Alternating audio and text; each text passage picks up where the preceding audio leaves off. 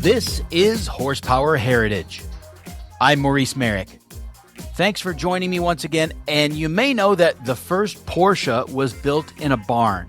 Well, an old sawmill, actually, in Gmünd, Austria in 1948. The body was hammered by hand over wooden bucks, and that basic shape still endures today in the newest 911.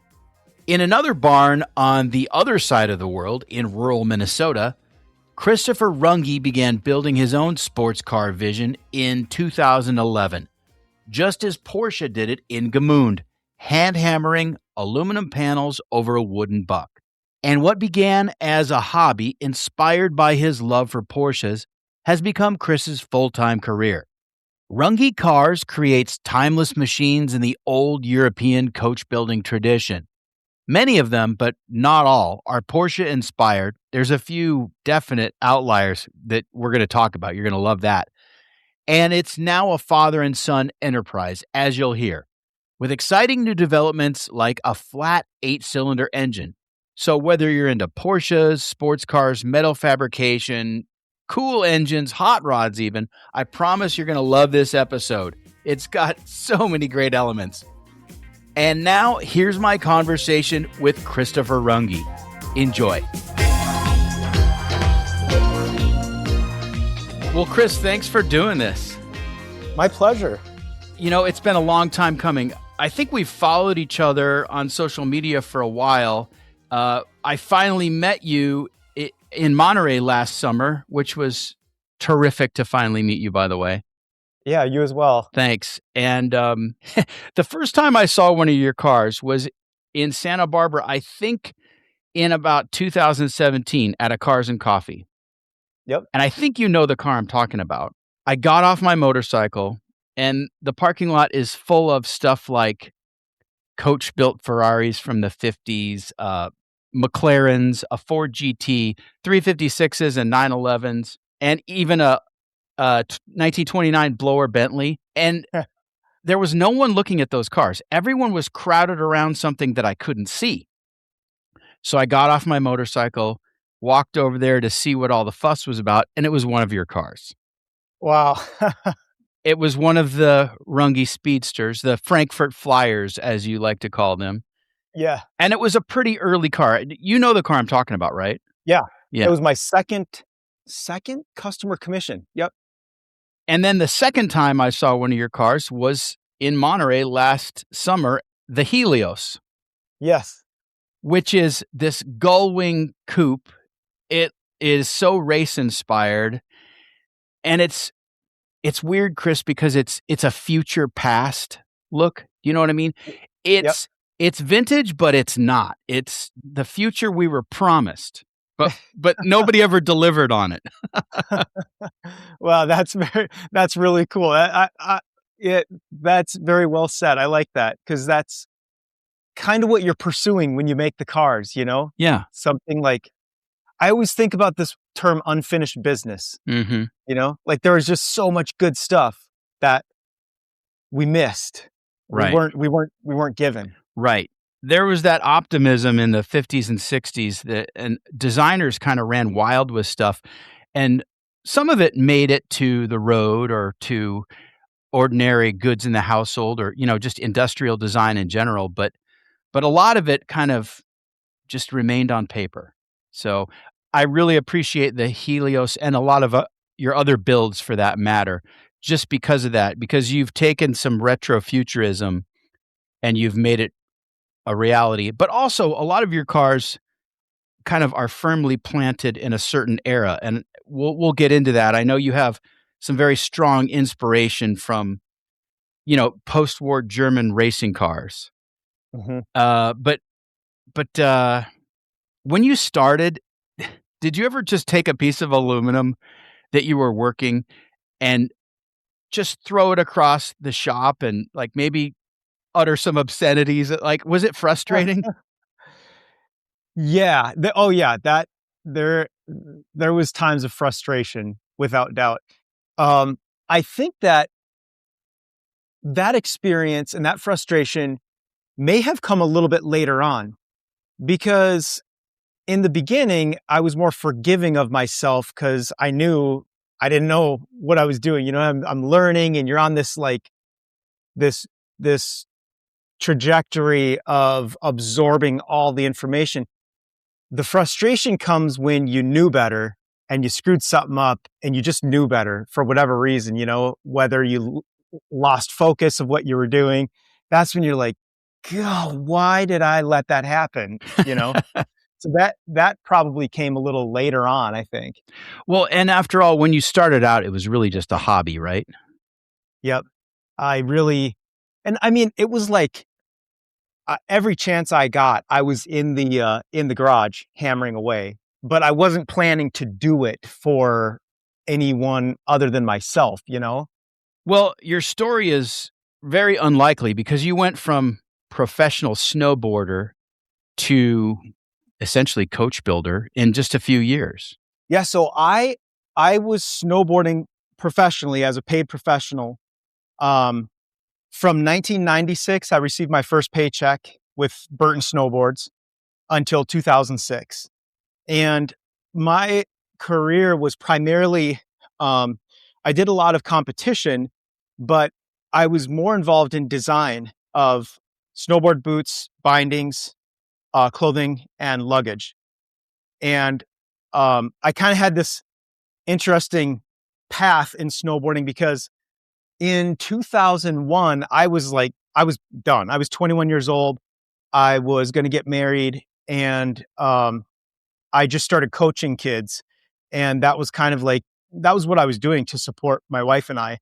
I had snowboarding camps and training programs around the Midwest where we had different coaches using a curriculum that I had developed. And then we bring all these kids together and do camps. It was super fun for actually snowboarding, skateboarding, and wake surfing. In I think it was 2002, I took a crew of kids to New Hampshire to the amateur. It's a pro-am nationals, so it's amateur series, but they do have a pro-am class. And one of the parents really pushed me because I had competed a couple times that year and had points that I could compete at the national level again just for fun. So I entered the Pro-Am class and I won it for the Super Pipe and won a spot for the X Games. So with that, I ended up signing a 3-year contract with a company that most people had never heard of, but I knew very well from my previous years in snowboarding. And with that company, I had a huge opportunity to design snowboards, boots, bindings, and luggage. And what most people don't know is that in a roundabout way, that company owned factories where many of the snowboards that are made, not all, but many of the snowboards that are made, they're made in this factory. And so I was a much smarter businessman than a 16-year-old, when I was 22, 23. And so I negotiated ownership into the factories. So that's smart. When I got to the X Games, I was an old guy. I mean, it was a weird period in 2003, 2004, because it was a changing of the guards. Shaun White, I can't remember how old he would have been at that time, but he was the young guy, but he was beating the 22, 23, 24-year-olds, Ross Powers and, the other guys that were at the top of the game. When I was at the X Games, I realized that very quickly, and I had a wife and a baby, and you could just see this shift in the whole thing. Social media was very, very young. Let's see. Yeah, that was 2003, I think. That was like MySpace days. Yeah, exactly. And early Facebook, I think. Yeah, but the funny thing was, you're looking around, and of course I never said anything, but the other professional riders are on boards that I owned a percentage of the factory where they were made. You know what I mean? So it was kind of like a win-win, sure, in a way. Like I said, I've never said anything about that, and I really haven't talked much about it in podcasts or anything like this. But you learned that snowboarding and action sports are very, very fickle, very short term. Uh, it's kind of a vicious industry, and I don't even know what it would be like to be in it now. I can kind of imagine. But my contracts ended in '06, and at that time, um, I was just looking for other things to do. I'd always loved cars, so I thought about, man, I should open a little shop and fix up cars. But I ended up not doing that. In '06, my dad told me about this technology that he had come across. My dad's an electrician, and he was wiring a, warehouse workshop space here in Minnesota, where this inventor had developed a technology for cleaning above ground and underground fuel tanks. And my dad said, you should look into that and see if it's something you'd be interested in, because it's kind of in the mechanical, petroleum, automotive space a little bit. So I started researching it and realized that it could be a pretty good opportunity, specifically on the eastern seaboard of the US, because they had mandated ethanol to come into the eastern seaboard in '07. And so in my research, I realized that a good hub would be Jacksonville, Florida. Ended up selling my house, went all in on one of these contraptions. And my dad sold his business and went in. And that first contraption was a complete flop, like dangerous. It was, I learned a lot, but it was either we pack up and just file bankruptcy, or we figure out how to make the thing work.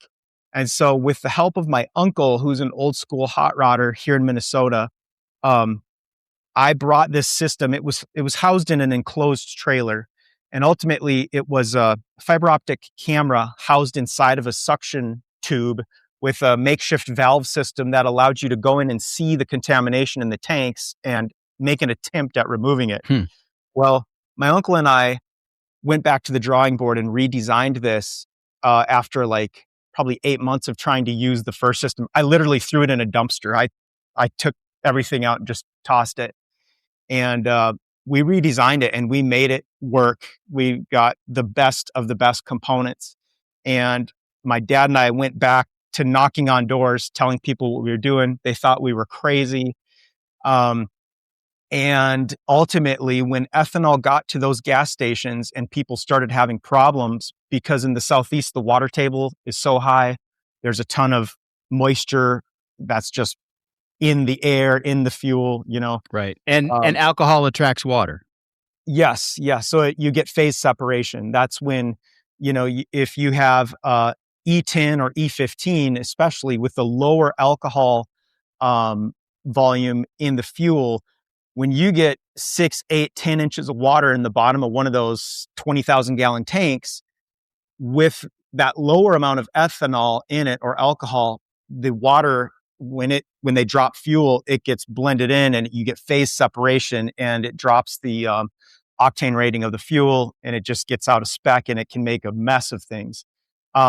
So with our new system, we used an intrinsically safe camera, explosion proof, better valve system, water separator, and better holding tanks. And so on demand, I could go into a tank with this camera and remove through a valve system and guide tools, sweep the bottom of the tank, pull the contamination out, leave good fuel in while people were pumping at the pumps. We didn't have to shut the station down.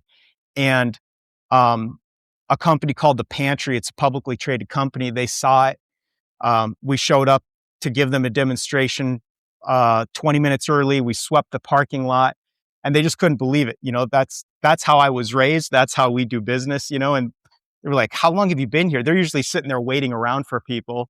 And we were on the ball, and they wrote us a purchase order for a large number of tanks. And we went from not being able to afford a hotel room over the course of a few months to climbing out of that debt. And then we tried to sell the business when it was at its peak, because we knew it was a bubble we were riding, and we weren't able to. But that allowed me, I built 5 of those systems, and I had them going for nearly 3 years around the clock, 5 crews. Wow. And that taught me a lot about business. I guess so. And Uh, all I can say, Chris, is old school hot rodders to the rescue every damn time, right? yeah, yeah, exactly. Yep. So The what we did do, ingenuity, that hot rodders yeah, possess. and I mean, with my uncle, actually, his experience in he came to Minnesota and set up dairy operations for pumping dairy products on dairy farms. And so with his understanding of pumping, head pressure, when you get a tank 20 feet underground, there's a lot of challenges that you face in pulling contaminants off of it. And we figured it out, man. And it worked. And he's since passed away, but he helped me paint my first car, do the body work and paint on it. Nice. So, What yeah. what was your first car? So before I was legal to drive was a 51 GMC 3/4 ton pickup. And yeah, I love that truck. I was 13 when we got that. That's a perfect Minnesota ride. Yeah, we're out in the middle of nowhere, and that was the perfect back roads gravel truck. It was a blast. Absolutely. Hey guys, I want to take a quick break to say if you enjoy Horsepower Heritage, there are a few ways you can support the show. Go to buymeacoffee.com/HP Heritage and become a patron. There's a link in the show notes. You can make a one-time donation or you can support the show monthly. It's easy, and for the price of a latte, you can help me continue to bring you more of the people and stories behind the machines. You can also leave 5 stars and a review on Apple Podcasts or Spotify because that helps new listeners discover the show. Thanks for your support, and now back to the show. So were you able to patent the technology and all of that? I mean... Nope, didn't even try to. We just were first to market, treated our customers the best we could possibly treat them.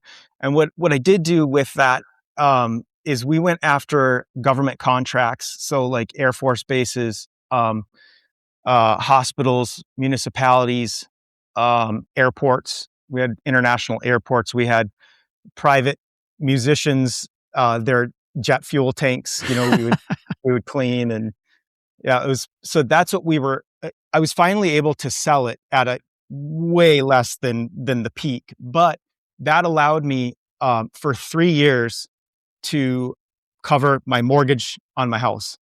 And so that gave me a buffer to, at least have a little bit of wiggle room. And when I say mortgage on my house, I'm talking about a foreclosure that I bought during the crash of 2009 that was uninhabitable, Oh man. So, well, yeah. And I understand that you kind of owe your coach building career and your car creation career to a little old lady in South Dakota. Is that right? Yeah. Yeah. So, and that's, when during the fuel cleaning business, we're on the road all the time. So my dad and he'd be driving, I'd be on Craigslist or vice versa, looking for cars and parts. Cause my dad's always been a treasure hunter, so it's like in my blood. So anything we could find that was interesting, we'd go on a run for 2 weeks of cleaning tanks, and we'd come back with like a Mercedes SL 500 that we knew we could fix up, or sure. All kinds of cars, VW buses, and we would always come back with something. So I called this ad on Craigslist for a 67 Porsche 912. That would have been in 2010. And it was like the proverbial little old lady. Husband had passed away, sadly, from cancer. And I learned to always ask, is there anything else you have for sale? And so in addition to the 67 912, she gasped, and she said, I have barns full of stuff. I don't even know what all is out there, but there's tools. There's this English wheel that he was so proud of. And so I was, of course, by that time I knew what the English wheel was, being in the hobby for so many years. And I've always wanted to try one. So I told her I'd be interested in buying those tools, and went out there with I think we had two 24-foot trailers, my uncle and I, and made a deal with her. And she said, as long as if you're going to use the tools, to build something because her husband is so proud of. He built a Lotus, the low cost Sure. Lotus 7. Sure. Yeah. So she said, if you build something for yourself like that, I'm happy to sell them to you. And I told her I wanted to build my own car. That was my Wow. goal. Yeah. And so you bought her out lock, stock, and barrel, huh? Well, I bought probably 1/20th Oh, of really? what all was. Wow.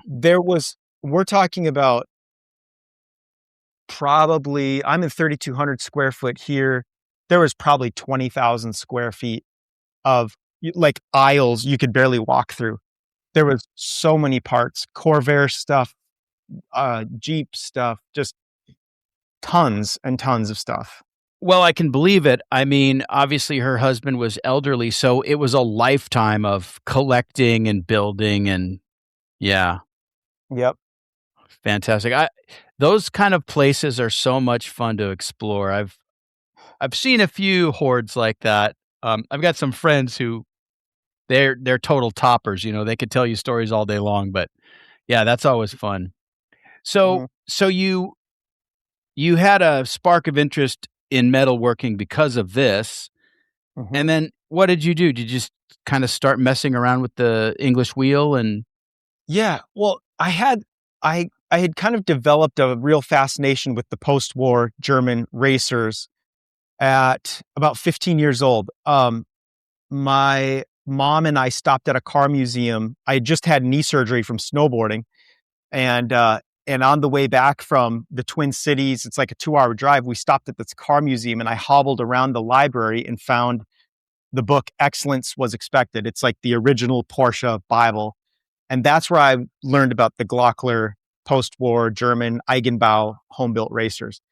And to me, in the whole Porsche story, that was one of my favorite parts because Walter Glockler was really the guy that he pushed the boundaries of the Volkswagen engine, set it up mid-engined in very much like a Formula V race chassis or what would become Formula V later on.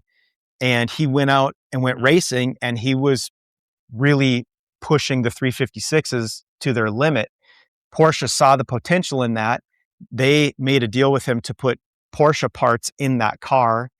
And one thing led to another. And ultimately, Porsche had the first 550s made by the same coach builder, C.H. Weidenhausen. That's who Glockler had build his cars. And Hermann Ramelow was the designer, the engineer behind it. So that story to me was so cool because Porsche relied early on privateers and their feedback, and Bugatti did as well, pre-war Bugattis, on what people were doing with the cars and how they were developing them to make their production cars better. So with that in mind, that's kind of what I had in my head because they were like built in barns.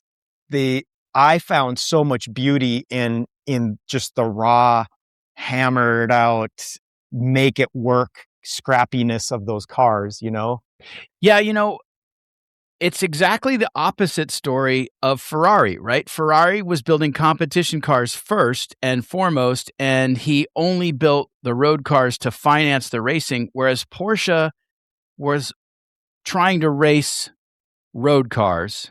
But then Walter Glockler wanted to make these bespoke competition cars. And I think his cousin was like the driver for their Yeah. yeah. Yep. I actually have a badge from his cousin's. It's here somewhere. I picked it up somewhere along the way. But yeah, he and his cousin was, I think they were motorcycle racers as well. Yes. And then Walter Glockler owned the VW franchise dealership in Frankfurt. And so that's why he had access to all these VW parts and built the first car using VW components. And didn't Frankfurt also resonate with you because I think your family originally is from the Frankfurt area?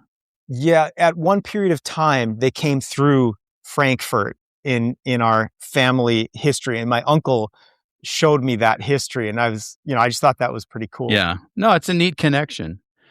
In preparing for the interview, I was kind of reading obviously about you and your career, and uh, Glockler figured into it. And I learned that Max Hoffman, who was the Porsche distributor on the East Coast of the United States very early, Hoffman got a hold of a Glockler Spyder, and then Johnny von Neumann raced that car at Bridgehampton, which is amazing history. And then, of course, von Neumann became he founded Competition Motors in Los Angeles and was a Porsche dealer here. So yeah, I believe Hoffman brought over 2 Glocklers.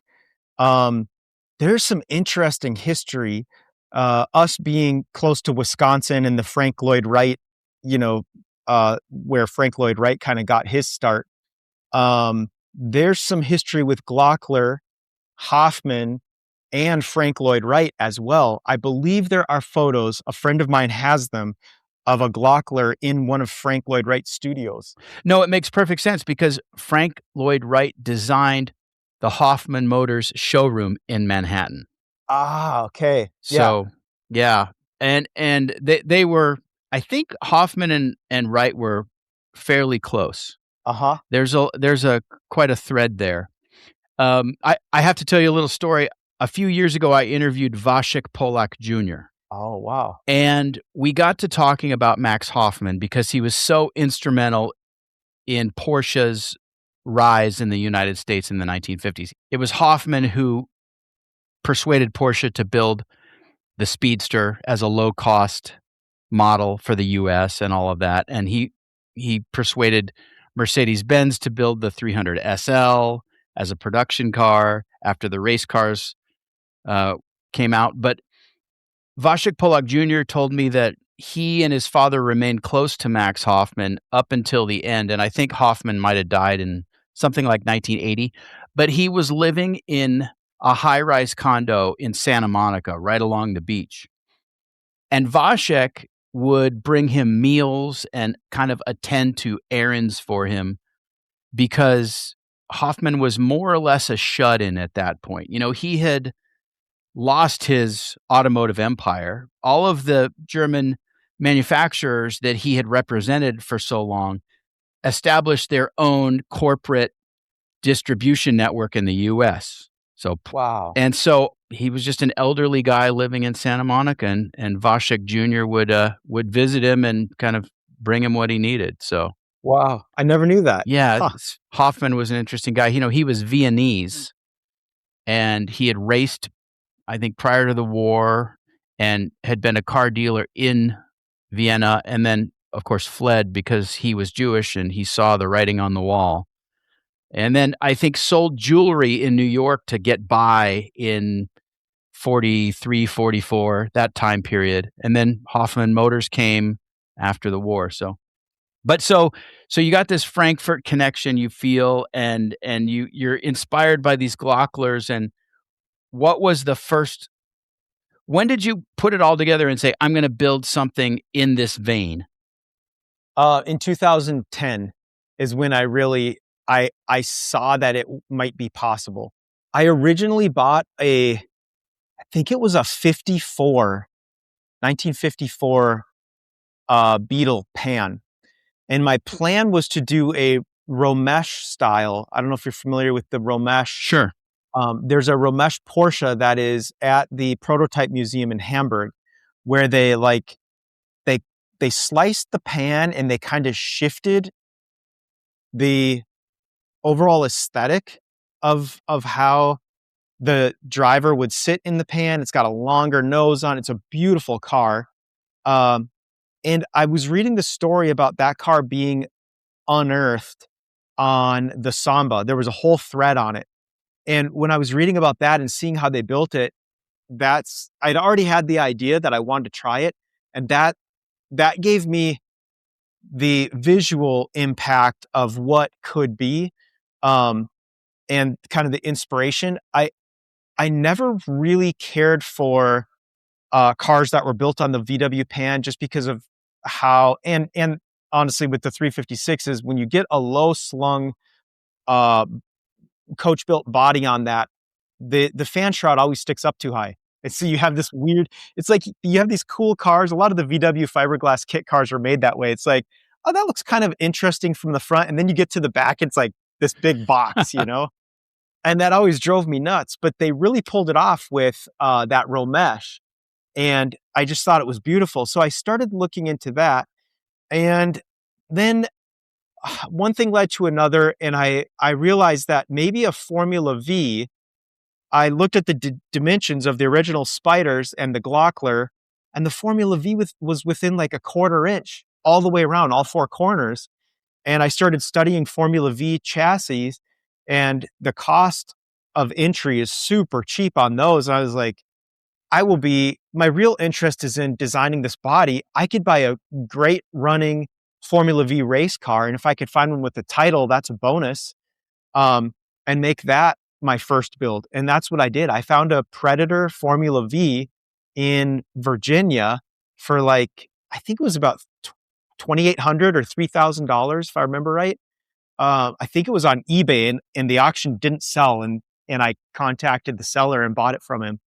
And that's what I got started with. And it was the perfect platform to build off of, because I was on a shoestring budget, you know, at that point. Well, and you were learning as you went. So what was the most frustrating thing about like just beginning the metalworking process? Was it the planning?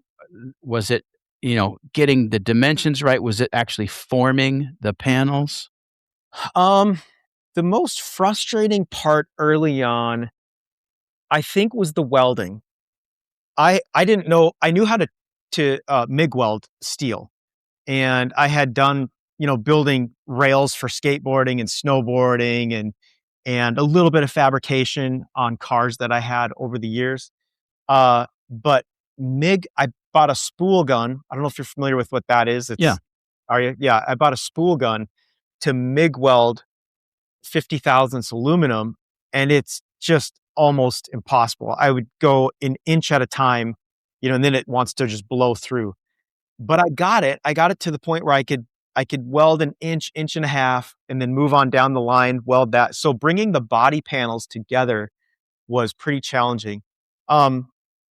In my mind, shaping the metal, it made sense to me along the way as I learned what metal does, what it doesn't want to do. It made sense. Some people, I've done a lot of classes over the years now, and some people just can't wrap their brain around it. So I find different ways to connect their ability to work with how the metal's moving. But it always made sense to me. Metal did. It's still challenging, and it's still a wrestling match at times, but that part wasn't that difficult. It was the welding. Along the way, you didn't have any formal training, right? I mean, you were just teaching yourself. No, I did with the all the tools. There was a bunch of books. Oh, yep. So I was reading those books because I bought all the tools in 2010, probably around this time. We're toward the end of May right now of 2010, and I got everything set up in our old barn where I grew up at the hobby farm, because that's where we'd work on cars and stuff. My dad and I would. And then I didn't really start digging into working on it. I got that Formula V chassis probably early, like maybe May of 2011. So I spent a lot of time reading those books and just studying. I was online trying to understand metal shaping forums, reading and doing that sort of thing. I bought one DVD that was from a guy over in the UK. And it was called, I think it's called Metal Shaping by Hand, or with Basic Hand Tools. I don't even think he makes the DVDs anymore, but I mean, he just basic stuff like that most people have in their garage. And he was making old Bentley wings and things like that beautifully. So I realized that you don't have to have a ton of expensive tools to really do a high standard of work, So well, I mean, that's what I started with. The Italian masters and probably some Germans and Englishmen too would shape panels over a tree stump and a hammer and a tree stump. That's about what you Yeah.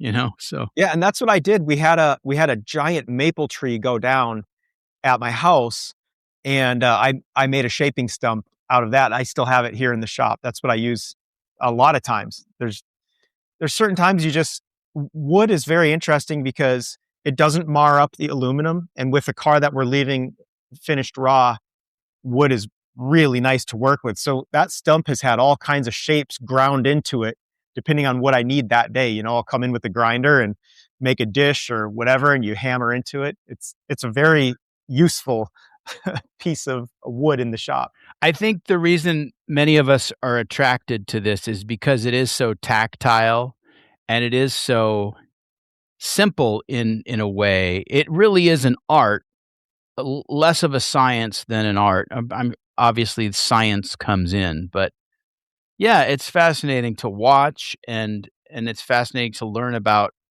what the metal will do based upon your input and what tools you're using on it. Absolutely. That's what fascinated me with it so much. And I took a very, very artistic, I still do. It's a bit more science now just because of where we're at as a business. But I've always taken a very artistic approach to the work. There are guys who you'll look at the panel when they lay out their patterns, and it is a mathematical formula. And I see that. I'm like, it makes sense to me, but my brain doesn't really work that way. I shape the bucks by hand. I shape the metal by hand, and it may be a half inch different because when I see it on the car and on the chassis, I don't like how something looks. It needs more crown, or it needs to be taken down in an area. And so I'll go in. Many times I've modified the buck. I've ground it down, sanded it down, to bring things in where to me, they look better. So I take a very artistic approach to the work. My son, who's involved now, is very methodical, and he's both an artist. He does beautiful artistic freestyle work, but he's also very methodical and mathematical. So he has a balance of the two. What's his name, by the way? Finn. And how old is Finn? He's 21. Okay. All right. So Yep. he's grown up around this, and yeah, I mean, we homeschooled him and his sister.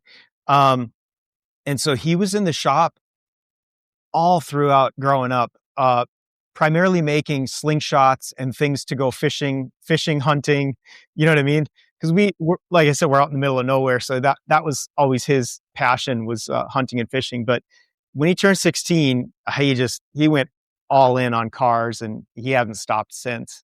And one of your other inspirations, obviously, has been the Superlight construction, or Superleggera, as the Italians call it. But it's a thin framework, an armature. Yes. You lay the panels over that, but you also use a traditional wooden body buck. Yeah, I've done it both ways. So I was making the wooden body bucks, and then I would shape the aluminum tubing over the buck and attach that to the chassis, and then shape the panel work to that, and using the wood buck. But that would stay inside the car, and then I would wrap the panel work, weld it, rivet it, and it would become one with that aluminum tube buck. And then that would be fixtured or fastened to the steel framework underneath as well. And I found that to be a very it sped things up for me. So it was a more efficient way to build, and it combined a couple of different artistic approaches to the design process and the build process that I really enjoyed. So that's been a part of our work. I started my first customer commission with a partial Superlight aluminum tube frame, and I realized, wow, this really works well. And so I developed it further and further, and that's pretty much been the standard for most of our builds. Now, like the Viper rebody that we did, there was no wood buck ever for that car. That was all done with tube. I did one half of the car longitudinally, and I made notes on every tube because by this time I had developed a tool for bending the radiuses. And all of those identifiers that I marked the tubes with correlated with the tooling that I had made. And then Finn came in. He would have been 14 years old. I have pictures of him. And he, without any of my input, he matched every single tube identically and shaped the other half of the car. And then he and I welded it together. Wow. Fantastic. And that, just so people know, that is you called that car the Veleno? Yes. Which means poison or venom in Italian. Yes. So yeah, perfect name.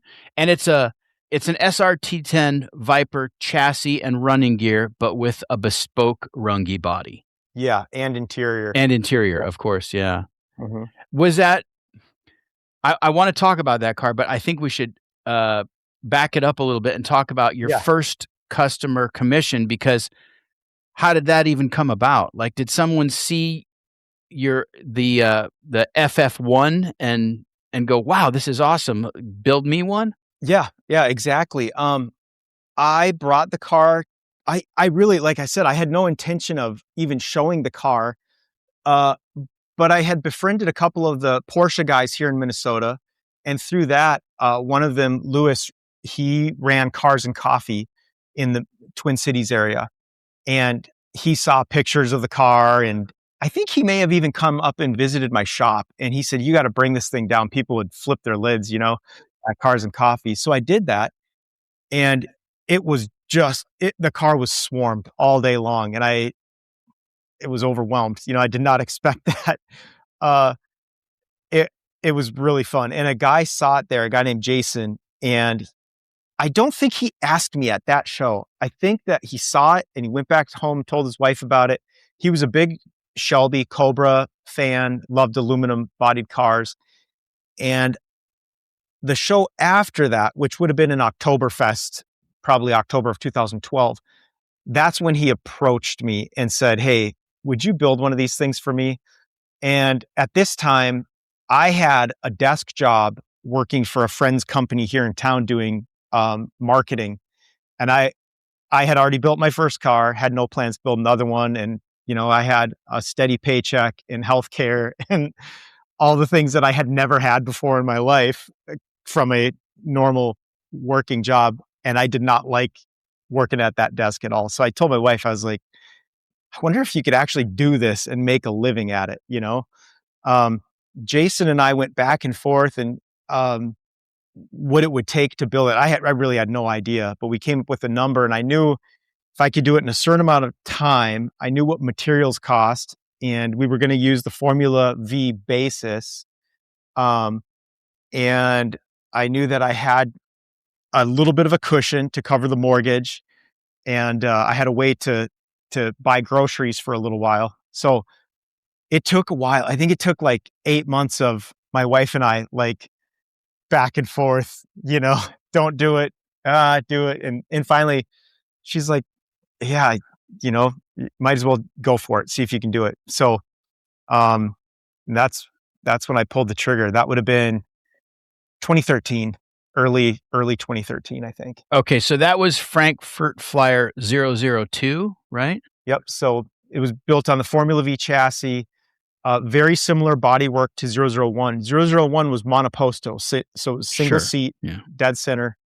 I widened the chassis, so I started doing a lot more fabrication, modified the chassis, suspension, a handful of other things. And I did that down at my uncle's shop. So my uncle lived just a couple miles down the road from our hobby farm.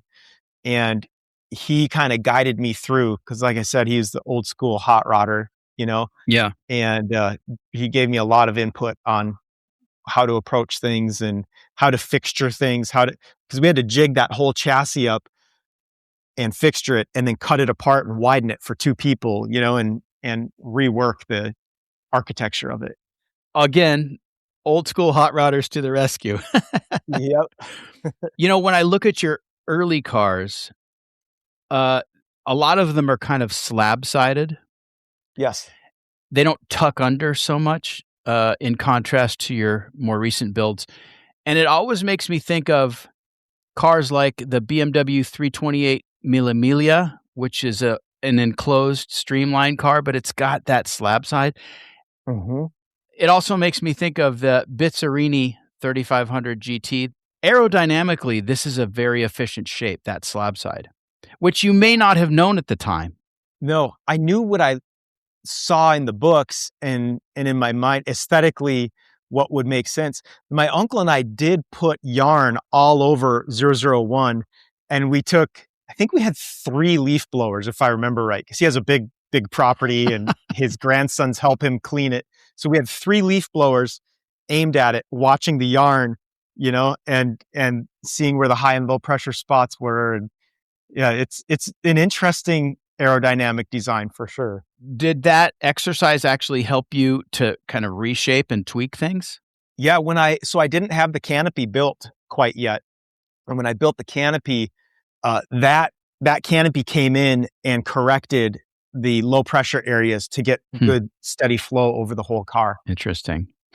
I want to delve into a little bit more of the underlying construction because, of course, the bodies are beautiful, but we're talking about essentially ladder frames and tube frames.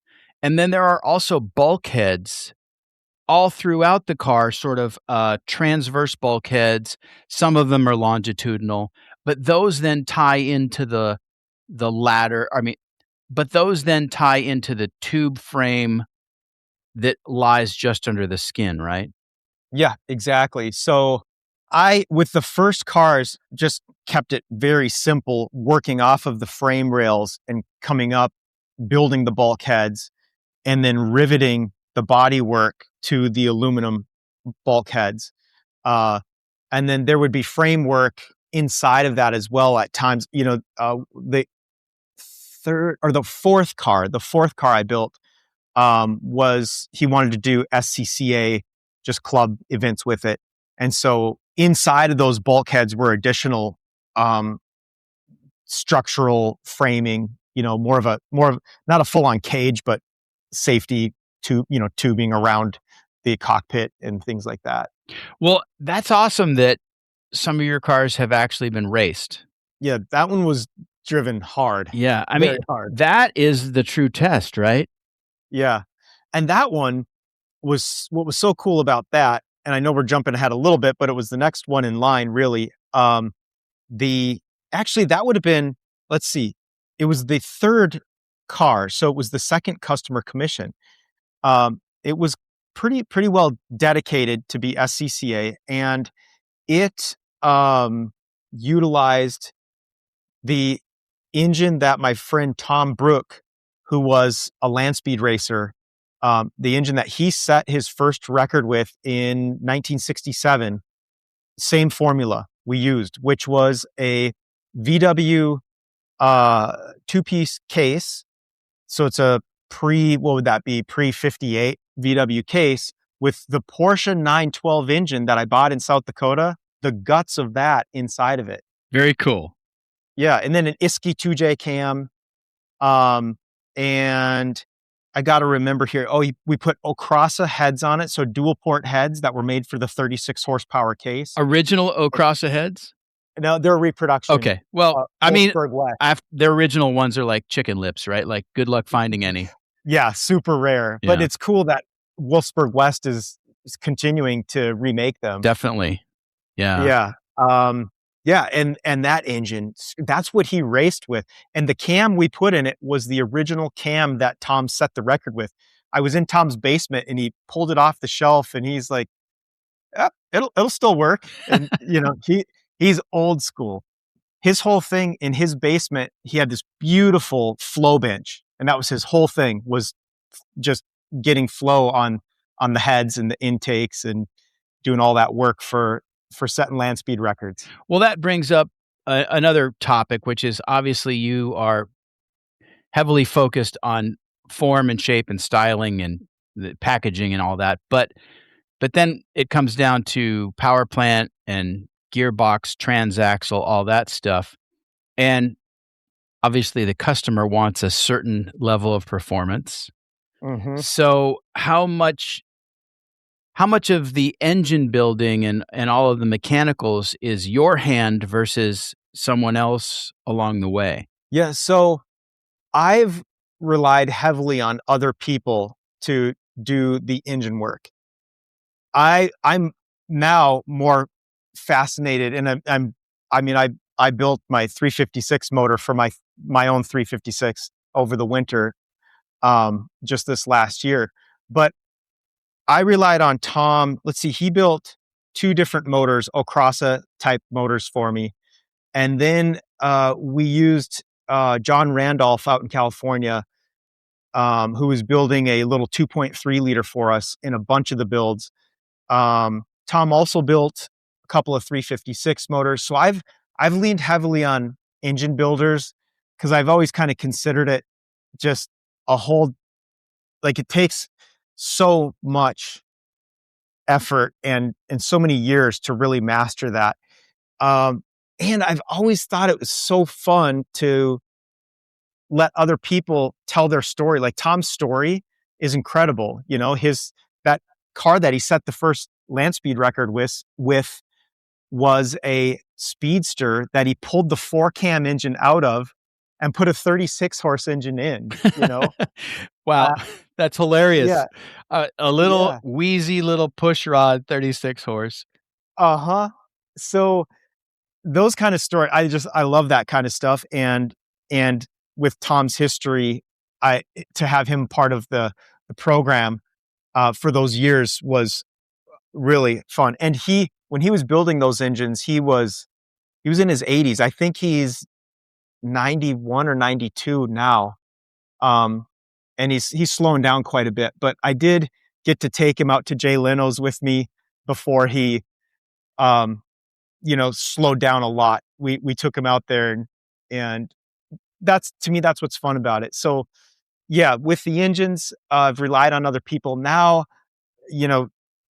in today's world, we're developing, designing our own engines from the ground up, and still using other teams and engineers and engine builders. But I have a lot more input, way, way, way more input. But how cool is it to have had that relationship with Tom and learned from his experience and utilized his talents? Because guys like that are, I mean, as you say, they're getting old. There's not that many of them left. No, there really isn't. And, it's so interesting with Tom. He was inducted into the Land Speed Racing Hall of Fame. He always gravitated towards things that people would never even consider. He built a 3-cylinder 914-6. So a 911 6-cylinder engine, only using 3 cylinders on one bank, and the other bank was counterweighted. And he went for a land speed record with that. It's just fascinating. That old school ingenuity is what I love. I love the scrappy nature of it. That's kind of how I was raised, because my mom and dad had nothing when they got started, and I watched them work their way, fix up an old farmhouse and make everything they could, just make it better and better. And that's kind of the approach that Tom takes with his engine building. And now I think it's good to possess that, because when it comes down to it, you got to make something happen if everything's not going right. Now we're in such a different place where the engines we're developing, we're using crazy software to run tests on them and get all sorts of data before they're even built. And it's a whole different world, Yeah, and I want to get into some of the engine design and stuff, because you have a very exciting flat 8-cylinder that I want to talk about. And I see that you've got one right behind you in the shop there. Yep. I'm glad you mentioned software, because getting back to the coach building, you've never been a CAD guy. You've always sketched, right? And cut paper templates and laid them over the frame. And are you averse to CAD in that regard? Or is it just like you just don't feel like you need it? I was averse to it for a while and did everything the old school way. The only thing that I really got into, or I shouldn't say really got into, but the only thing that I really used would be Photoshop to like overlay roof designs. And that was helpful for me and my customers to get a visual of what something could look like.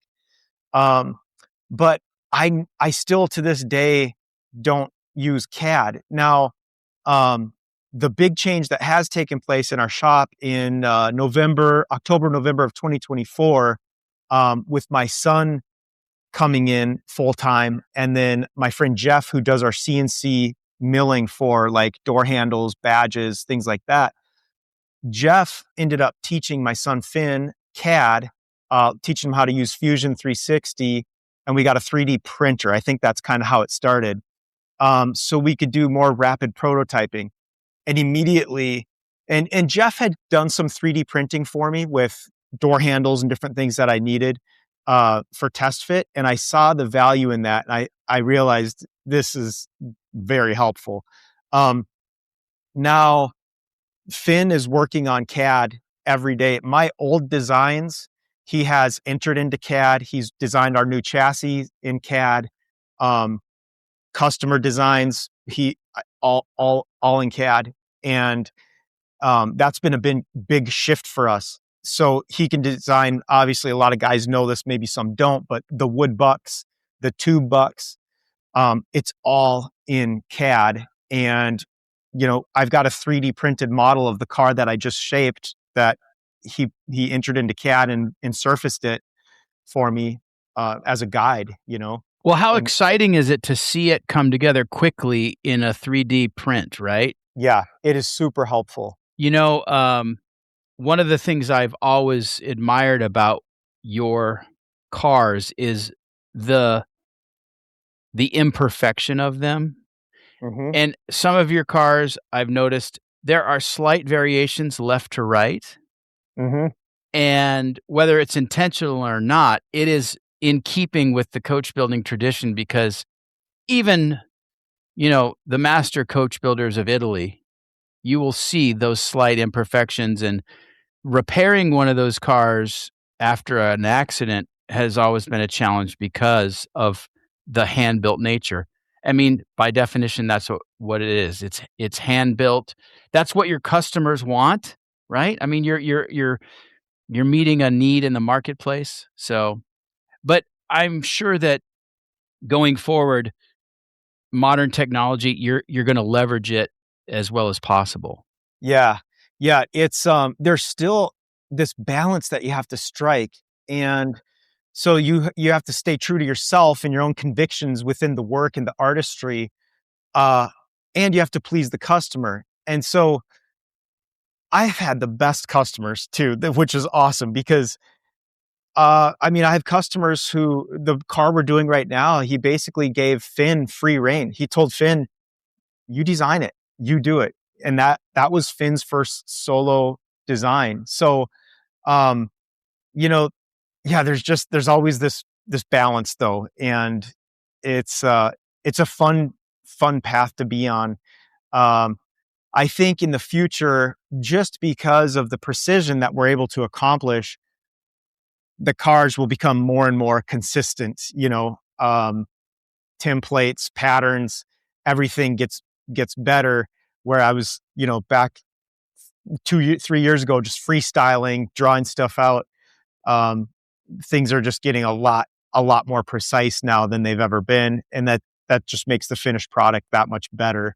I don't even know if I would call it better, but I would just say more accurate. Sure. Yeah. Because I love the imperfections. That's what I fell in love with. And that's why I left. The first 2 cars were painted, and then they've all been left raw after that. I think your cars look best in the raw. Thank you. Yeah. And I have to say that I've seen a lot of hand-built cars, coach-built cars, whether they're hot rods or maybe Porsche specials or what have you.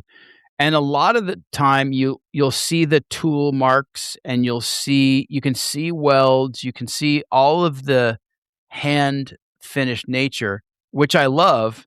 Well, let's take the Helios, for example. There's less of that. It looks much more mature as a finished product. I agree. It's Finn did the tube buck on that one. He shaped the tube buck, and he took some own personal creative freedom in it, and what he thought looked better, lowering the hood down.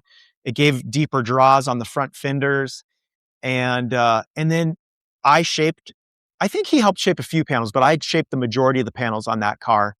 Um, and I think I would agree, like the workmanship, or maybe not even the workmanship, but the finish on the car is much more refined than previous cars. And you know, you learn as you're doing this, like the struggles in that car where I would face some very large challenges in the past with those deep draws and those reverses on the Helios. I had no problem. Like it just came to me so easily. And that, I mean, I'm not like patting myself on the back, but you just learn so much over the years, that those panels that would normally be challenging, they're pleasant to shape when you get to a certain point. Just to remind everyone, the Helios is a two-seater coupe, mid-engine, with gull wings and this amazing greenhouse. And I should have asked you if I could sit in it when we were in Monterey. For whatever reason, I didn't, but I can imagine the view out of the windscreen where the hood drops down, the fenders swoop up. I bet it's an incredible front view from the driver's position, or the passenger for that matter. Yeah, it is really unique. You just see just the crown of the front left and right fender. The hood pretty much disappears. Yeah. And it's really a great car. By the way, who did you sell that car to? That was commissioned by Gary Oldman. I thought so. Okay. So Gary Oldman, the incomparable English actor. Yes. I mean, Sir Gary Oldman. Yes, Sir Gary Oldman. I didn't know he was a car guy. Yeah, he is. Always has been. And he's so much fun to work with. He's become a dear friend of ours, and Finn and I just enjoyed working with him immensely. And he's had some pretty cool cars and some fun stories with the cars that he's had. He's loves plate photography. And so that's one of the things that he really enjoys with the car that we built for him. He does a lot of glass plate photography and some really cool stuff with it. What was the process like with Gary planning this car out, like conceiving the car? Yeah. So he saw a story that was published on my work. And it was funny because he said he was just oohing and eyeing over the car, and it was the RS Coupe, like what he commissioned. And his wife said, "What is it? What are you looking at?" And he showed her, and she said, "Well, you should order one for your birthday coming up." And he never does anything like that for himself. She said, "You got to do something for yourself like that." So he emailed me, and we got on the phone. And this is probably terrible. I had no idea who he was. I don't watch a lot of TV or movies. After the fact, I realized, but had a great conversation with him, and I, you can tell if somebody's the right type of person for your work and for what we build. And I felt really great about working with him, and I think he obviously did as well. And so we got the ball rolling. We went back and forth on design ideas, and so throughout the process, it's a multi-year process where you're communicating and sending photos and progress updates. And because it takes a long time, sometimes there will be a month between updates where you've lowered the hood by an inch, and it takes that long to just get those proportions perfect. You know what I mean? So, but that's what we do. We go back and forth and get the details worked out and choose all the trim and the finishing. And it was a lot of fun. I'm sure. And he wanted a coupe. That was the mandate. Like, he didn't want an open car. And no. The challenge too with a car like that is like ventilation, because it's beautiful, but it could also be really hot and uncomfortable inside. And so it's like that kind of engineering problem for you to solve. Yeah. absolutely. With the first coupe that I built, the Flyer number 7 gull-wing coupe, I put these fresh air vents so you could pull aircraft levers and vents would open. And if it's above 80 degrees, you're getting pretty stuffy in there. Every coupe we've built after that has had air conditioning. And Gary's car, the air conditioner blew at 34 degrees Fahrenheit. Wow. When it was, 85, 87 degrees outside. And so that it was very, very pleasant. And we were up at Thermal Racetrack outside of Palm Springs with it. It was like 95, 96 degrees. And we were on the track with that car, running it with the AC on, pushing it hard. And it did fine. It was incredible. If you could go back to Chris Runge in 1991 and say, before this is over, you're going to be taking one of your own hand-built cars to Thermal with Gary Oldman. I mean, can you imagine? Oh my gosh. No, not at all. It's hard to even register that. Yeah, 1991, I was interested in building skateboard ramps. I loved cars, loved hot rods and stuff, but yeah, I would have never thought. It's such an awesome story. I mean, God, I admire what you do so well. Chris, let me ask you about the ideal wheelbase for the Porsche-based cars, because you've built other things. We mentioned the Veleno, and there are others, but for a Porsche-based car, what do you think the ideal wheelbase is? Well, I think that's where we're landed on now. And it is with the 4-cylinder, that like 94-inch mid-engined, 94-inch wheelbase is about as tight as you can get with the 4-cylinder. With the flat 8, we've got to add a good bit of length to that.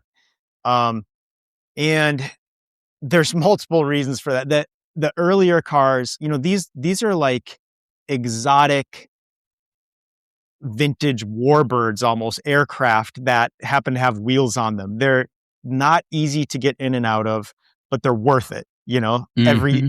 Every aspect of ownership is worth it. And I tell my customers that it is like a vintage warbird. You want to do a pre-flight check, post-flight check, and treat the car like that. Check everything on it.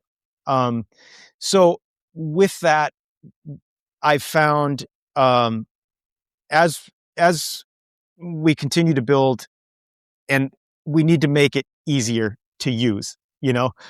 It's cool to flip that door up and finagle your way down into the car, but let's give a little more room. So we can swing a leg over rather than having to do yoga beforehand, but that's the charm, kind of what we touched on earlier, that a lot of people love about the earlier cars, is that charm and that challenge of using it and owning it. But yeah, the new cars, we've redesigned doors, so much easier to get in and out of. There's that just a fine line that you strike for balance in handling, with the wheelbase, obviously the track width and weight distribution. And I would say that Gary's car, I've said this before, I don't know if I've said it on a podcast, but it is the most refined degree of that chassis that we were using. And that is the final version of that chassis. Now we've gone to an entirely new setup since then. And I was like proud to put my stamp on it as that, because it was such a pleasant experience to drive. Yeah, and the reason I ask about wheelbase, and for that matter, you mentioned track width, which is equally important, is you want that sweet spot of handling and stability and comfort. And I mean, you as a builder have to consider like all this packaging, right? I mean, you want them to be, I know you're a mid-engine guy, like having that engine hanging out too far, that's not what you're after. You want a sort of a predictability and a stability, but also you have to think about servicing the car, how people fit in the car, the comfort of getting in and out, as you say. I mean, oh my gosh, yeah. I have a thought that reoccurs as I'm building, and it's future me. what is future me? Am I going to be swearing at myself? And it could be a future service shop, that's working on it. And you want the next guy who opens up a service panel on the car, to be able to open it and say, oh gosh, that's nice, And so everything that I've learned along the way, and some of the earlier cars it's not fun to add brake fluid on them. It's like, okay, come on, we got to have a funnel with a tube and rags underneath it, And now, knowing what I know, like, I make multiple panels so you can actually have the car in a lift, put your head in, look at the master cylinder reservoir, and it's right there, easy to work on. Or do a remote reservoir, things like that. I just try to make it better and better. And some of that has had to do, it goes back to that whole scrappy thing. Like, the early cars, we had like no budget. I overbuilt every car. It's been 16 years. Every single car, I overbuild them anyways, beyond, because I've always had this thing in my head, like, if I build it better than expected, the customer's going to be happy. I can show the world what we can do, and we'll keep that pattern, and just build better and better. But you also run into not having any money left at the end of every build, so that can get a little bit stressful too. So there's this tightrope that you're walking of budget and expectation, sourcing parts. Yeah, there's a lot that goes into it. Well, and don't be too hard on yourself either, because we're talking about a sporting high performance car, and there are concessions to utility no matter what you do. I mean, look at a Pantera, look at a Miura, look at certain mid-engine Ferraris, whatever it is, even, basic off-the-shelf 911s. There are some things that aren't necessarily very accessible, and some service operations that are more complicated than your average econo box. It's just because of the nature of the car. Yeah. And now the manufacturers are doing it on purpose. So you have to bring the car back to, they make more on dealer service than they do on selling the car. Don't get me started. I have a BMW 535i that I just discovered has a valve cover leak, an oil leak. Yep. And I thought, oh, no problem, just replace the valve cover gasket. Well, no, it's more. I got to remove a bunch of wiring, put it out of the way. I've got to take off the fuel injection rail, and it's way more complex than I would like. And this is, again, another reason why I like old cars. They're much simpler to work on. So anyway, I got all the parts sitting in the garage right now. They just delivered them, and I'm going to be tackling that service next week. Wow. Yeah. Yeah. I will say in that, with that perspective, I think our cars fall into the much, much easier, much more accessible, easier to service, for sure. And by the way, you don't have a lot of electronics in the cars, although the more recent engines you've needed to bring the electronics in, right? Yes. So up until the R2, which was the flat six powered kind of spaceship looking car, that car used ITBs, Motec management. So it had a lot more electrical. That's the furthest we'd gone with electrical gizmos until the new engine that's sitting behind me here, which is that is a deep dive into the electronics. The ECU that we're using is it's crazy how deep you can go into that ECU. Things that you should not be able to adjust, you can adjust in that ECU. All right, well, let's talk about some of these engines. I know that you had an early flat four that was 2.4 liters. Yeah. So in 2016, there's a couple different parts of this story. In 2016, I started talking with Dean Palopoulos, who builds the Polo 911-4. Dean and Chuck Beck of Beck Spyder fame, both, I believe it was in the early, maybe mid 80s, around the same time, had the idea to take a Porsche 6-cylinder 911 engine and remove the 2 center cylinders and shorten the case. And they both did this, starting by welding the case, modifying crank, modifying all the internals to make it a 4-cylinder 911. And it proved to be, both of them successfully did it, proved to be a very robust little engine. I think Chuck did a total of 2 of them, if I'm not mistaken. And I had the opportunity to buy his first one. I didn't, but a acquaintance of mine has it in his car, and it's awesome. But Chuck didn't pursue it any further, to my knowledge. Dean did, and he made a business of this, and he started casting his own cases, the Polo 911-4, and has built, I don't know, I think he told me it was somewhere around, I want to say it was around 100. I don't know for sure, of those engines over the years. So he and I started talking in 2016 about using his engines. And that's for me, that was a huge price leap. And I made sales brochures and flyers and online, put the word out that we wanted to work with him and do these engines. We didn't get anyone to bite right away.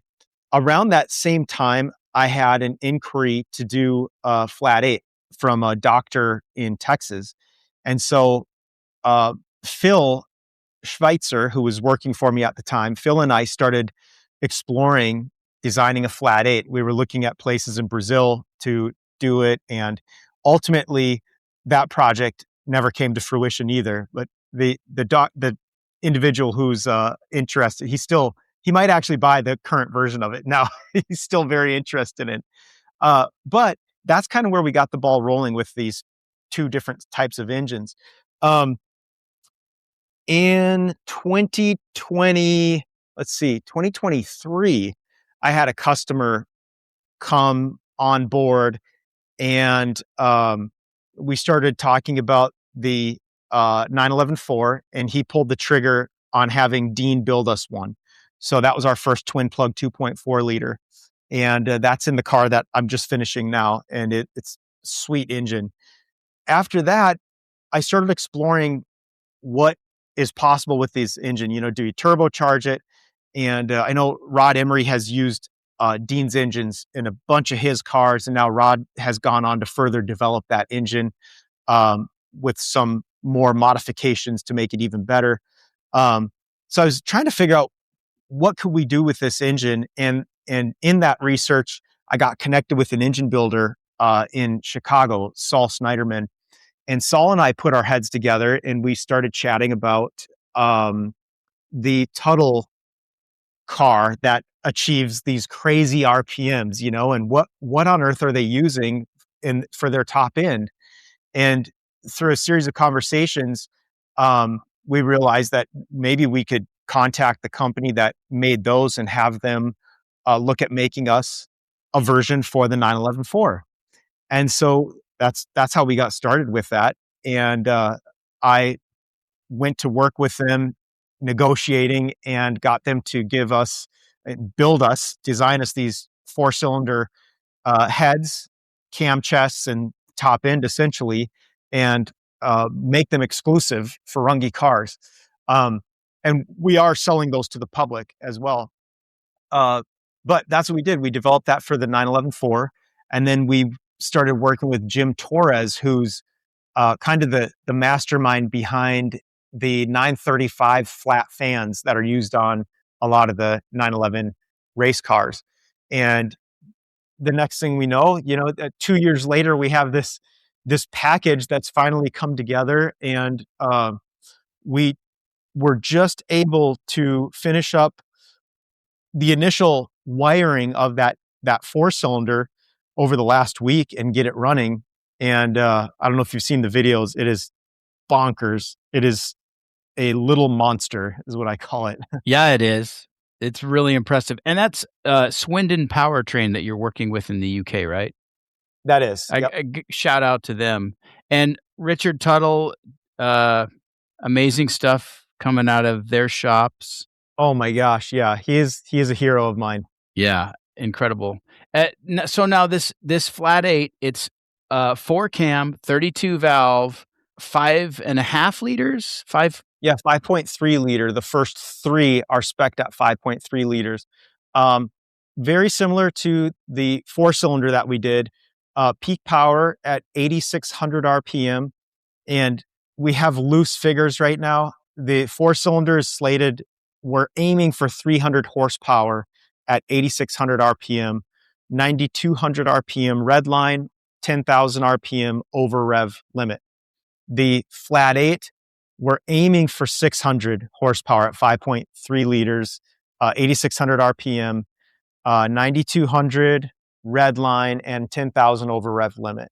But in the cars that you build, that is more than enough. Like your cars are, again, super light, right? That's Yes. you still hold to that standard. Yeah, it is going to be absolutely bonkers. And like I said, we've redesigned, re-engineered our chassis, our suspension. I don't know if you can see it behind me. We've got the transaxle that will go with the flat eight. It's been rebuilt and re-geared by Bill Rader in Las Vegas. He builds a great transmission. So, but with the re-engineering of the chassis, Finn redesigned it and we sent it off to TJ Russell. Russell built, he does the Baja 911s, and TJ and his team ran it through FEA testing to look at what works, what doesn't work, and they gave us great feedback.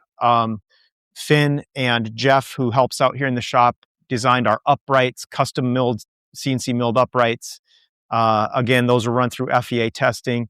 So, man, over the past 3 years, a lot has gone into this to make it happen. And now the engine, I just got pictures of the first casting of the case halves, and our crank is just now being machined. So we have parts coming in to be assembled over the next few weeks. You know, Chris, we haven't talked much about brakes and suspension on the cars.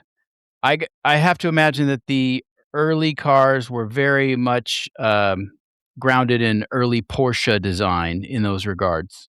Yeah. So with the early cars, you basically had three options. 356 drums. Usually we would use B, a VW drum, or a German newly manufactured disc brake setup. And the majority of our cars had the German disc brakes on them. It's a really unique kit that a company named CSP makes out of Germany. It's beautifully done, and they're foolproof. They work awesome. They've got the wide 5-bolt pattern, so that's what we've used on the majority of the cars.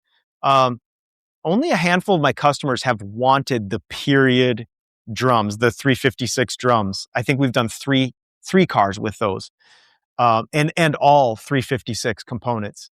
When you get into that, now they make reproduction from Porsche. You can buy brand new components, but we're restoring most of these parts, and there is so much that goes into making all those old parts come back to life and operate as new. It is a huge undertaking. What about suspension? Swing axles versus coils versus, Yeah, so the Formula V has a really unique zero roll. Are you familiar with that zero roll swing axle? No, I'm not. So it has this push rod system where the two swing axles come up and have a single coilover connecting each axle above the transaxle. So when you're in a hard left-hand corner, the right axle is pushing up, across, and down on the inside axle, and they handle beautifully. I really, really like that setup. From there, we went, I actually had Chuck Beck build two chassis for me, which were the torsion tube chassis. So he had the extended spring plate so that it reached back beyond the mid-engine to the axles. And the torsion tube was just at the bottom of the firewall in a traditional torsion tube like 911 or 356 style. After that, I went with independent rear suspension, so using coilovers. Uh, and that's what I used up until the most recent versions of that chassis. Is that So like, sorry, is that like an A-arm configuration with a coil? no, I used a coilover on the swing axle. Oh, okay. Yep. So I made it to the swing axle, and then added some adjustability for fine tuning, toe in and camber and that sort of thing. The front end was a VW beam, torsion beam, and then used just a shock absorber with adjustable dampening. I am not a suspension aficionado, so I probably muddled that up a little bit, but I get what you're saying. And I mean, it's important. After all, you want it's another issue of packaging, right? Getting everything settled underneath there, and the car sits right, the car handles right.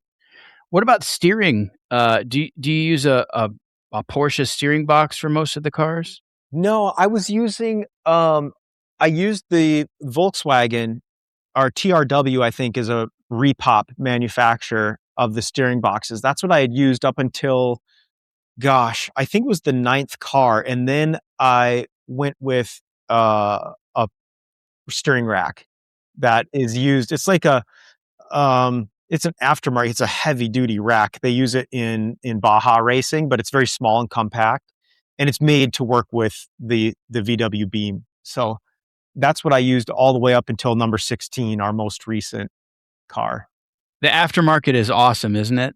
Yeah, and there's a ton of it in the VW realm, and now and the Porsche realm. Obviously, now we're completely out of the VW realm. Um, Part of me still wants to do a series of flyers, just do a small run of them, going back to our roots, just like the Speedster of version of our cars, completely stripped down, bare bones, old school style. But our newest chassis, like I said, it's our own uprights, own suspension design.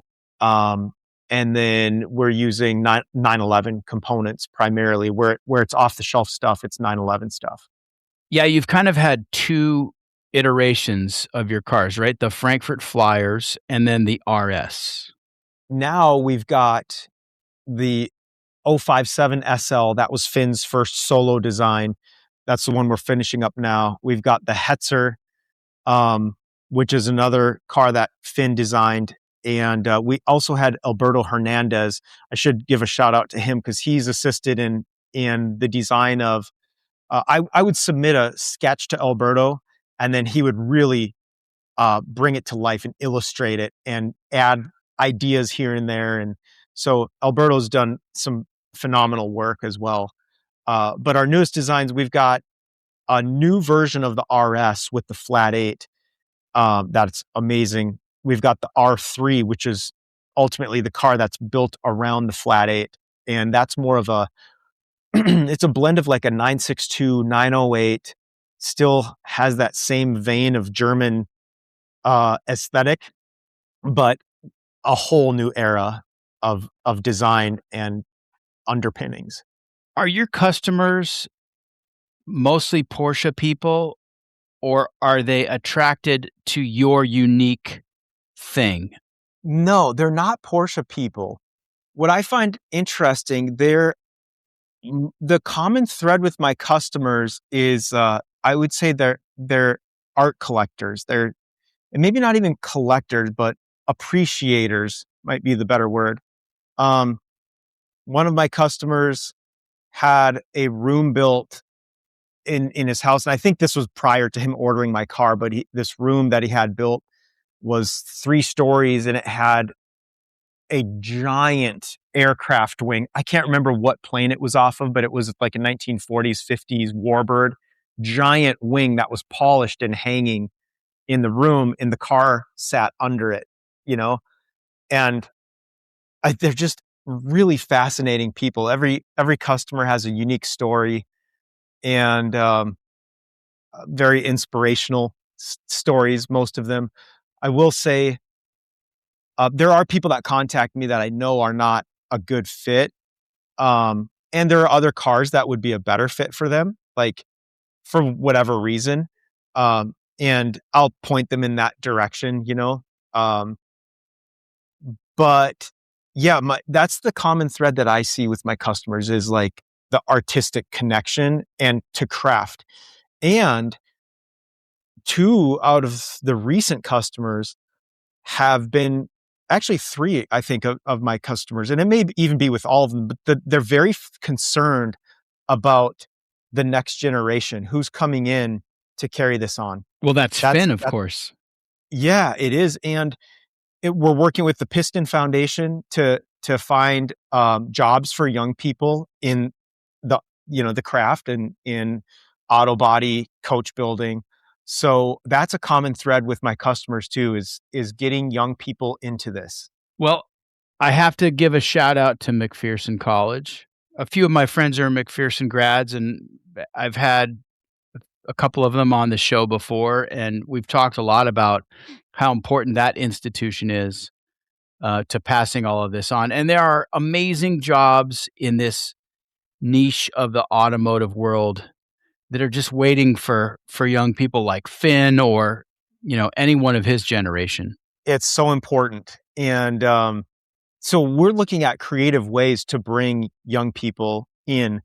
There's still, like you said, the plates, that whole thing, just the balancing act or juggling act of how to charge and for the work we do, it's not easy to put a price on it, and to try to put that price on it 3 years prior to it being finished with the economics that we've experienced globally in the last 5 years. Like, you quote a price 3 years ago and all of a sudden the dollar's value has dropped by 30% when you're completing the car. It's very challenging, but I think that there's enough interest in it, and having opportunities like this to talk with you and share the story of it, and just get more people understanding how important it is to preserve the art and the craft of this is awesome.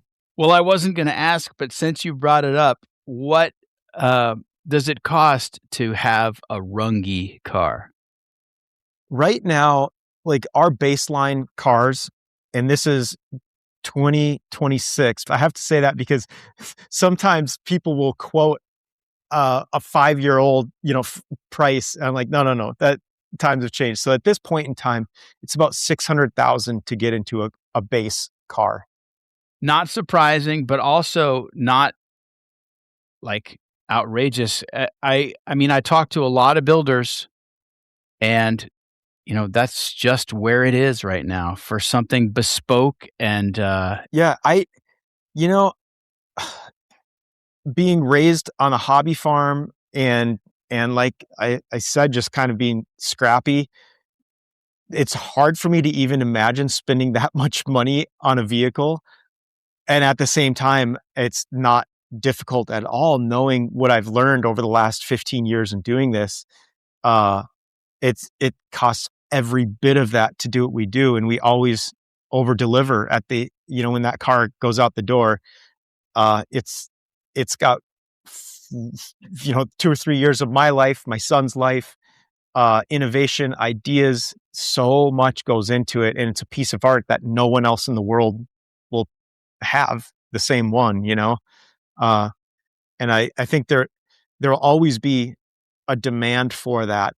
And in the day and age we live in, with AI and screens in our faces all the time, whether people are conscious of it or not, I think people are so hungry for authentic connection with mechanical and tangible art, and that makes this, again, I think, attractive to a lot of people and important to carry on.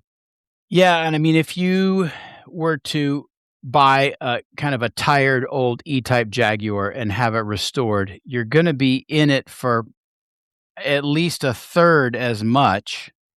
And again, at the end of the day, you're going to have another E-Type, which is going to blend into a sea of E-Types. So having something bespoke is really special. The other thing is, you're kind of holding the line You and many other craftsmen are holding the line on a period of automotive design the larger industry has abandoned. I mean, you can't get a manual Ferrari now, right?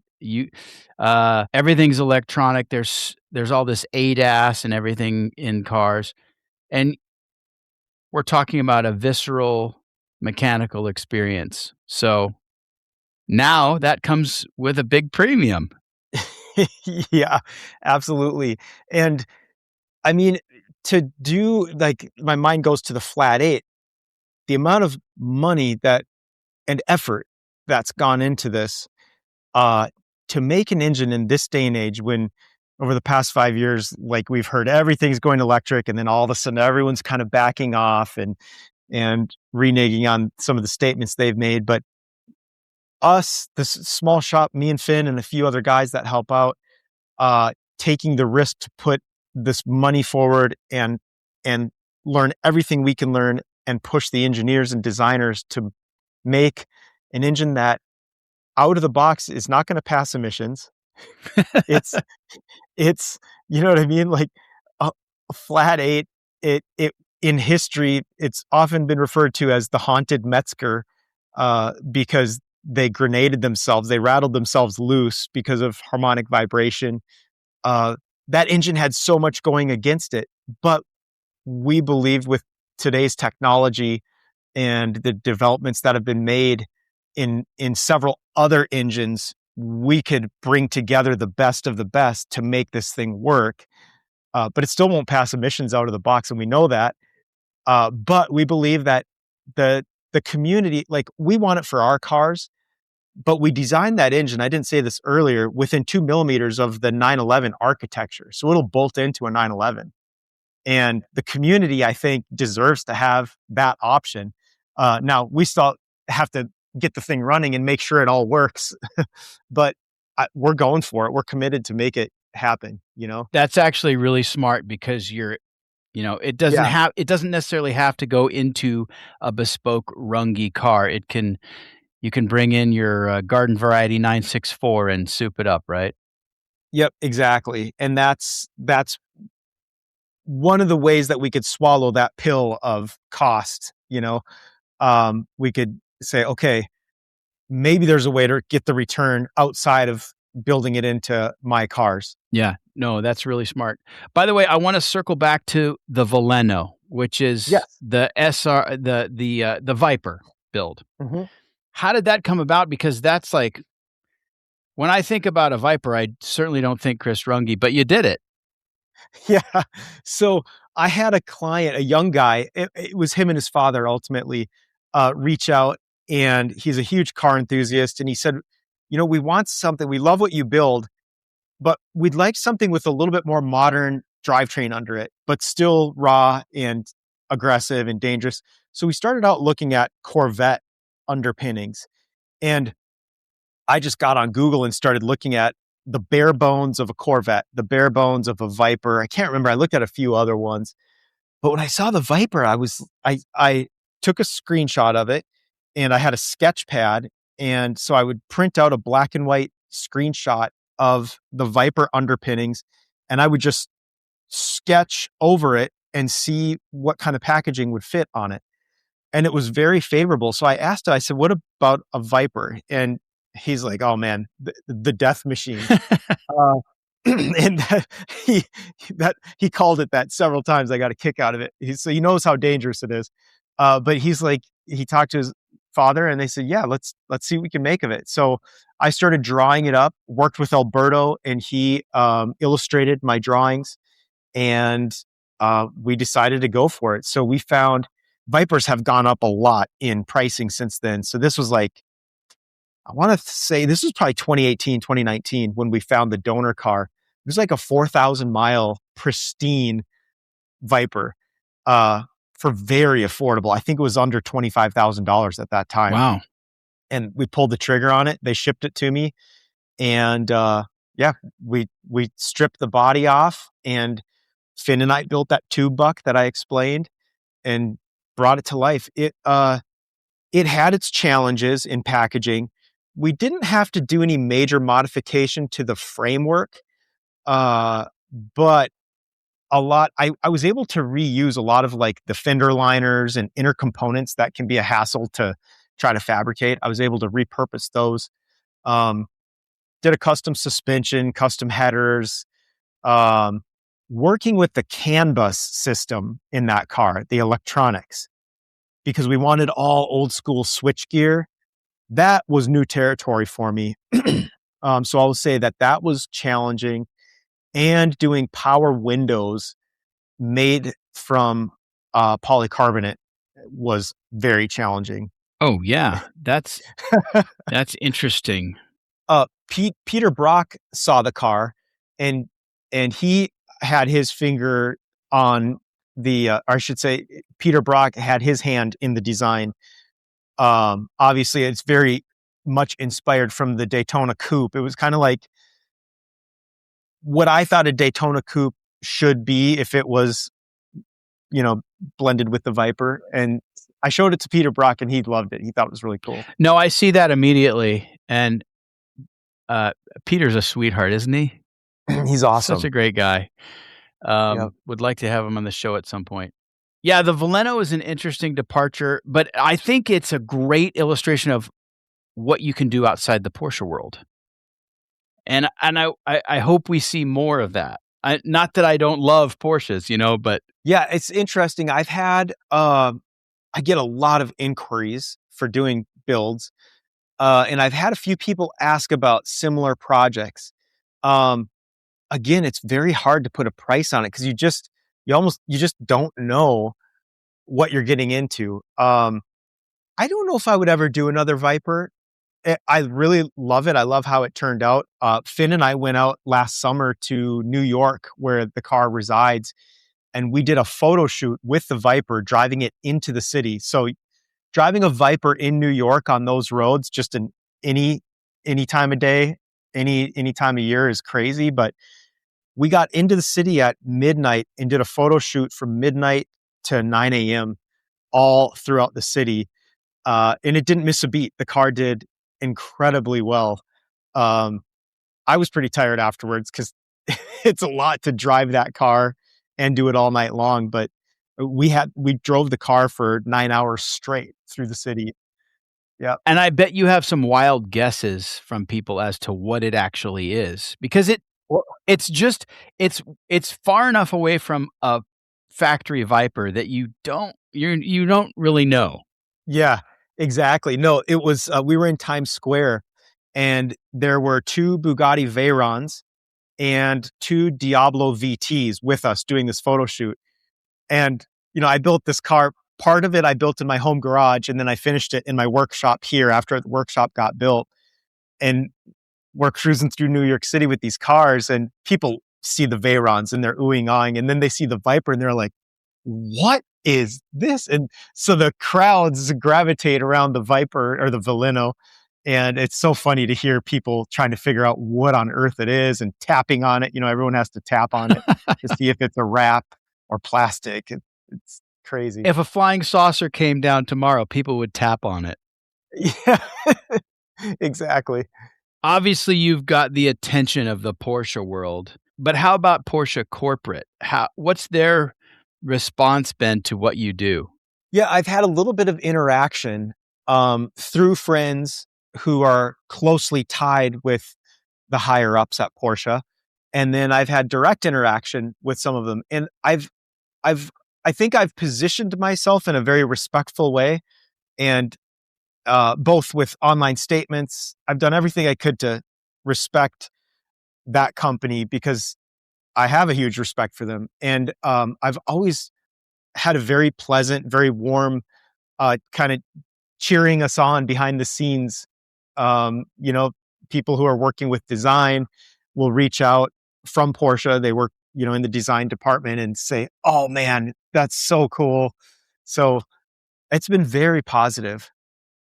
And you mentioned you're just finishing up a car right now. Can you maybe tell us a little bit more about that car? Yeah, absolutely. So that's a really important car as a milestone for our company, and a transitional car from our previous chassis designs, which were very much 550, like an evolution of the 550, to now, like I said, being our own suspension and geometries and 911 hardware underneath. So the car I'm finishing now was actually, the chassis started just outside of Detroit, being built by a Porsche restorer named Ted Dunham.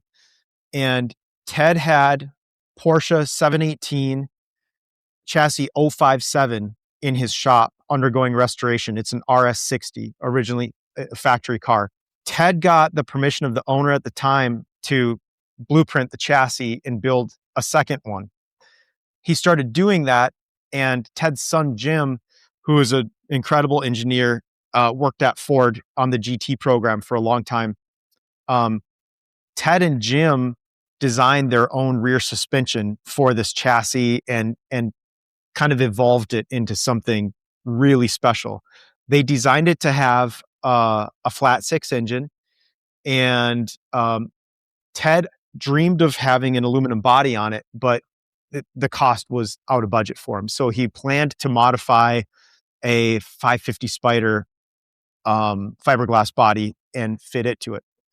Ted ended up getting ill and passed away and wasn't able to finish the project. So through a chain of events, the chassis and all the components ended up here, and amazing boxes of parts, date matched drums, all drilled out, lightened B drums, Les Leston leather straps that I've never even seen before.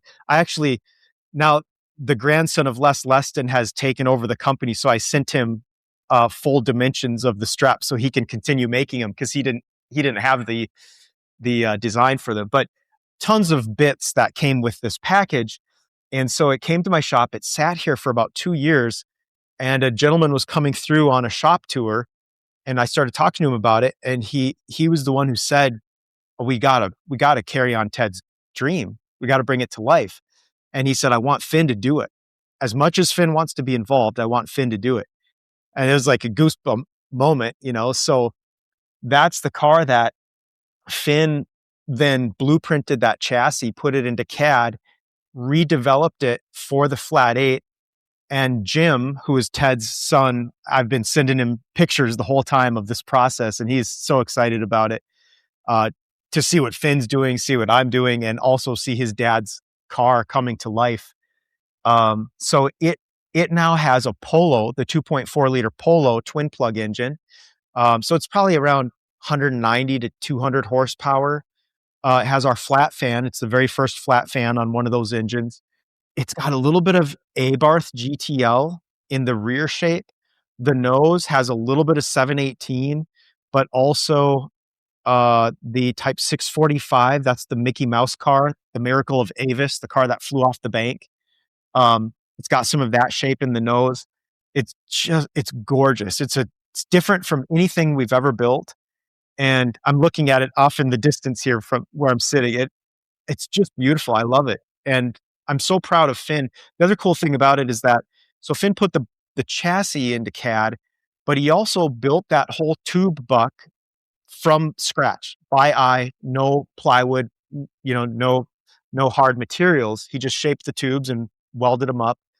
And then I got him a 3D scanner. So he 3D scanned it and learned Fusion, and he modeled it in Fusion. So that was really a pivotal car for us, going from the old school way to new school design and technology. I cannot wait to see it.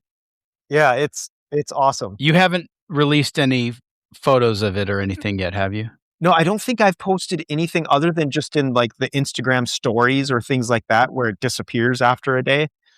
We haven't posted any official, hey, start to finish, this is it. But I have some great materials to tell the car's story that I'll probably be putting together in the next month or so. Good. I'm going to watch for that. I'm excited to see photos of that car. That's Runge car number 16, right? That would be 17. 17. All right. 17 cars an amazing output for a guy in rural Minnesota. I can't tell you how much I admire what you do, Chris. Chris Runge. You can find more at rungecars.com or your Christopher Runge on Instagram. Yeah. Yep. And Runge Cars on YouTube as well. Perfect. And also, people have to, if they haven't seen it, they've got to check out your videos with Jay Leno on Jay Leno's Garage on YouTube. And by the way, my friend, one of these days we need to get together and make a video of our own. Oh, that would be awesome. I would love that. Thank you, Chris. Once again, Chris Runge, man, it's been such a pleasure. Oh, thank you, Maurice. It's been an absolute pleasure for me as well. And I look forward to the next time. That's all for this episode of Horsepower Heritage. Support the show by becoming a patron. Go to buymeacoffee.com/HP Heritage and pitch in. Why not? For the price of a latte, you'll help me to bring you more of the people and stories behind the machines. And you can find more great stuff on the YouTube channel and on Instagram. Just search for Horsepower Heritage on whatever platform. And if you enjoy the podcast, leave me a 5-star rating and a review. That truly does help new listeners discover the show. And until next time, I'm Maurice Merrick. Thanks for listening.